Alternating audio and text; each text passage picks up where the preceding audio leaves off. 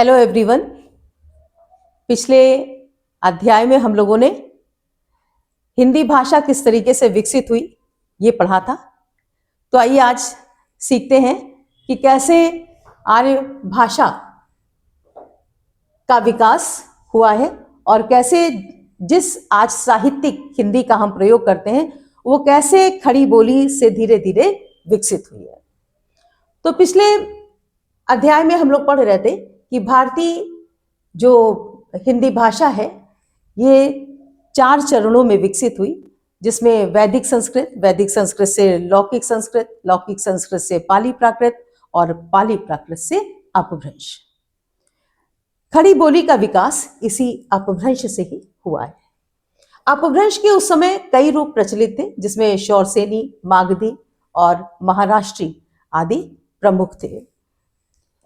आर्य भाषाएं जिनमें हिंदी, गुजराती, असमिया, मराठी, बंगाली, सिंधी, बहुत सी जो भाषाएं हैं ये सभी आर्य भाषाएं हैं और इनका मूल स्रोत संस्कृत है।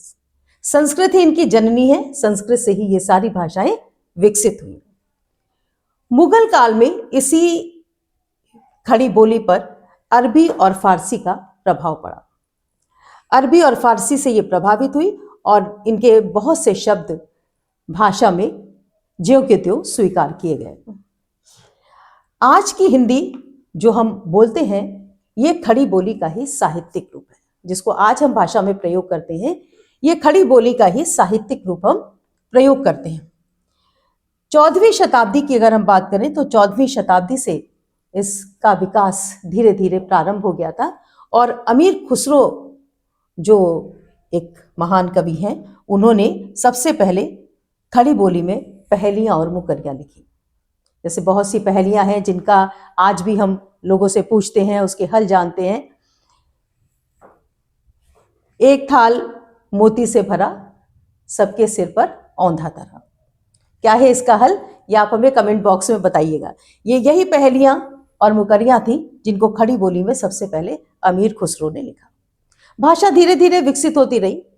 यही जब उत्तर भारत से दक्षिण में पहुंची तो दक्कनी हिंदी के रूप में इसका विकास हुआ।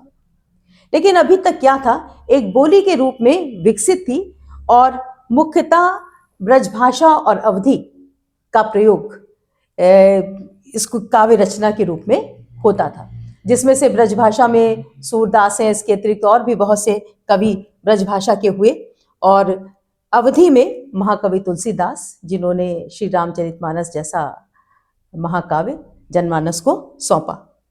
लेकिन 19वीं शताब्दी के प्रारंभ से ही जबकि ज्ञान और विज्ञान का प्रचार प्रसार शुरू हुआ तो इस बात की आवश्यकता महसूस होने लगी कि कैसे इसका प्रयोग जनसंपर्क की भाषा के रूप में किया जाए, यानी कैसे हम इस भाषा को गद्य के रूप में विकसित करें जिसमें ये ज्यादा से ज्यादा जनसंपर्क की भाषा बन सके।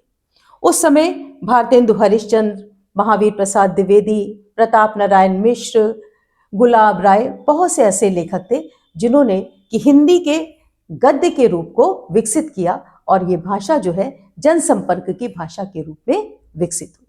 तो संविधान के 343वें अनुच्छेद के अनुसार हिंदी जो थी 14 सितंबर सन 1949 को भारत संघ की राजभाषा के रूप में इसको मान्यता मिली। तो धीरे धीरे इसी तरीके से हमारी ये भाषा विकसित हुई।